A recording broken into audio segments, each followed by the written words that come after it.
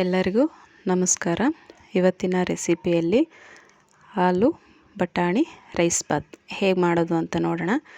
ತುಂಬ ಸಿಂಪಲ್ಲಾಗಿ ಹೆವಿ ಮಸಾಲೆ ಏನೋ ಹಾಕ್ತೀರ ಮಾಡುವಂಥ ಆಲೂ ಬಟಾಣಿ ರೈಸ್ ಬಾತ್.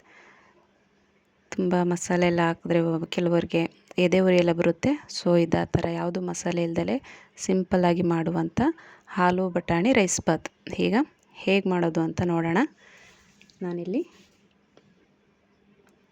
ಒಂದು ಪಾತ್ರೆಗೆ ಅಕ್ಕಿನ ಹಾಕೋತಿದ್ದೀನಿ. ನಾನಿಲ್ಲಿ 1.5 ಗ್ಲಾಸ್ ಅಕ್ಕಿನ ಸೇರಿಸ್ಕೊಂಡಿದ್ದೀನಿ. 1.5 ಗ್ಲಾಸ್ ಅಕ್ಕಿನ ಸೇರಿಸ್ಕೊಂಡು ಇದನ್ನು ತೊಳ್ಕೊಳ್ಳೋಣ.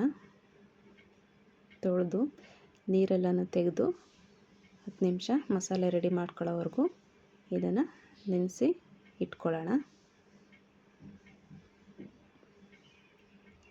ನೋಡಿ ಈ ಥರ ತೊಳೆದು ಇಟ್ಕೊಂಡಿದ್ದೀನಿ. ಇದನ್ನು ಸೈಡಿಗೆ ಎತ್ತಿಡೋಣ. ಈಗ ಮಸಾಲೆನ ರೆಡಿ ಮಾಡ್ಕೊಳ್ಳೋಣ. ನಾನಿಲ್ಲಿ ಜಾರ್ಗೆ ಶುಂಠಿ, 10 ಬೆಳ್ಳುಳ್ಳಿಗಳನ್ನ ಸೇರಿಸ್ಕೊಂಡಿದ್ದೀನಿ. 1 ಪಲಾವ್ ಎಲೆ, 5 ರಿಂದ 6 ಬೆಡಗೆ ಮೆಣಸಿನ್ಕಾಯಿ, ಹಾಗೆ 2 ಗುಂಟೂರು ಮೆಣಸಿನ್ಕಾಯಿ ಖಾರಕ್ಕೆ. ನಿಮಗೆ ಜಾಸ್ತಿ ಬೇಕಂದರೆ ಜಾಸ್ತಿ ಸೇರಿಸ್ಕೊಳ್ಳಿ. ಒಂದೇ 1 ಇಂಚು ಚಕ್ಕೆ, ಆಪ್ಷನಲ್ ಬೇಕಂದರೆ ಹಾಕ್ಬೋದು, ಬೇಡ ಅಂದರೆ ಬೇಡ. 2 ಏಲಕ್ಕಿ, ಹಾಗೆ 1-2 ಲವಂಗ, ಸ್ವಲ್ಪ 1 ಟೇಬಲ್ ಸ್ಪೂನಷ್ಟು ಧನಿಯಾ, 1 ಟೇಬಲ್ ಸ್ಪೂನಷ್ಟು ಸೋಂಪು, ಹಾಗೆ ಒಂದು ಹಿಡಿಯುವಷ್ಟು ತೆಂಗಿನಕಾಯಿ ತುರಿ, ಹಾಗೆ 2 ಚಿಕ್ಕದು ಹುಳಿ ಟೊಮೊಟೊನ ಸೇರಿಸ್ಕೊಂಡು ಈಗ ಮಿಕ್ಸಿ ಮಾಡ್ಕೊಂಡಿದ್ದೀನಿ. ನೋಡಿ ನುಣ್ಣಗೆ ರುಬ್ಕೊಂಡಿದ್ದೀನಿ. ಇವಾಗ ಒಂದು ಕುಕ್ಕರು ಬಿಸಿ ಆದಮೇಲೆ 4 ರಿಂದ 5 ಟೇಬಲ್ ಸ್ಪೂನ್ ಎಣ್ಣೆನ ಸೇರಿಸ್ಕೊತಾ ಇದ್ದೀನಿ.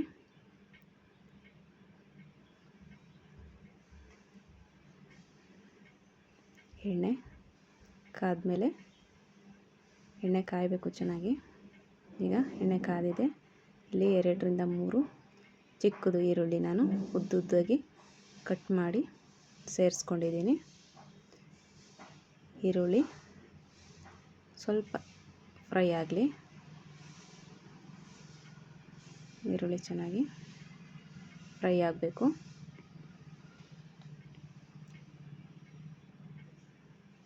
ಇವಾಗ ಸ್ವಲ್ಪ ಕರಿಬೇವಿನ ಸೊಪ್ಪು ಸೇರಿಸ್ಕೊತಿದ್ದೀನಿ.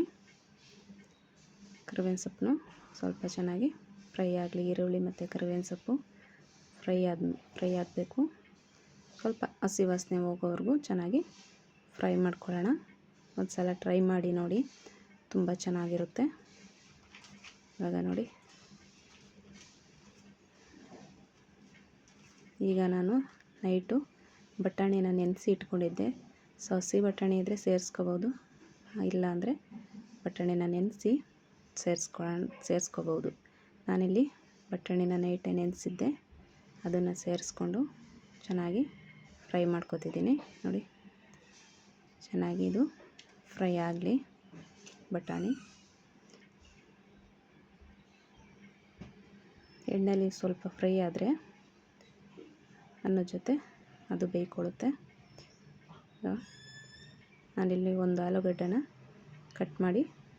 ತೊಳೆದು ಕಟ್ ಮಾಡಿ ಸೇರಿಸ್ಕೊಂಡಿದ್ದೀನಿ. ಆಲೂಗಡ್ಡೆನೂ ಸ್ವಲ್ಪ ಚೆನ್ನಾಗಿ ಫ್ರೈ ಮಾಡ್ಕೊಳ್ಳೋಣ. ಈಗ ರುಬ್ಬಿದಂಥ ಮಸಾಲನ ಸೇರಿಸ್ಕೊತಿದ್ದೀನಿ. ಮಸಾಲೆನ ಚೆನ್ನಾಗಿ ಫ್ರೈ ಮಾಡ್ಕೊಳ್ಳೋಣ. ಇದು ಎಲ್ಲ ಹಸಿದು ಹಾಕಿರೋದ್ರಿಂದ ಸ್ವಲ್ಪ ಹಸಿ ವಾಸನೆ ಹೋಗೋವರೆಗೂ ಮಸಾಲೆನ ಚೆನ್ನಾಗಿ ಫ್ರೈ ಮಾಡ್ಕೋಬೇಕು. ನೋಡಿ ಈ ಥರ ನೀಟಾಗಿ ಮಸಾಲೆನ ಫ್ರೈ ಮಾಡ್ಕೊಳ್ಳೋಣ. ಮಸಾಲೆ ಚೆನ್ನಾಗಿ ಫ್ರೈ ಆಗಿ ನೋಡಿ ಸೈಡೆಲ್ಲ ಈ ಥರ ಎಣ್ಣೆ ಬಿಟ್ಕೋಬೇಕು. ಅಲ್ಲಿವರೆಗೂ ಮಸಾಲೆನ ಫ್ರೈ ಮಾಡ್ಕೋಬೇಕು. ಇಲ್ಲಾಂದರೆ ಸ್ವಲ್ಪ ಹಸಿ ವಾಸನೆ ಬರೋ ಥರ ಆಗುತ್ತೆ. ರೈಸ್ ಅಷ್ಟು ಚೆನ್ನಾಗಾಗಲ್ಲ.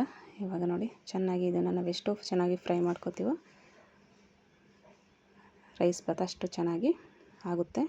ಇವಾಗ ನೋಡಿ ನಾನಿಲ್ಲಿ ಅಕ್ಕಿನ ತೊಳೆದು ಇಟ್ಕೊಂಡಿದ್ನಲ್ಲ, ಅಕ್ಕಿನ ಸೇರಿಸ್ಕೊತಿದ್ದೀನಿ.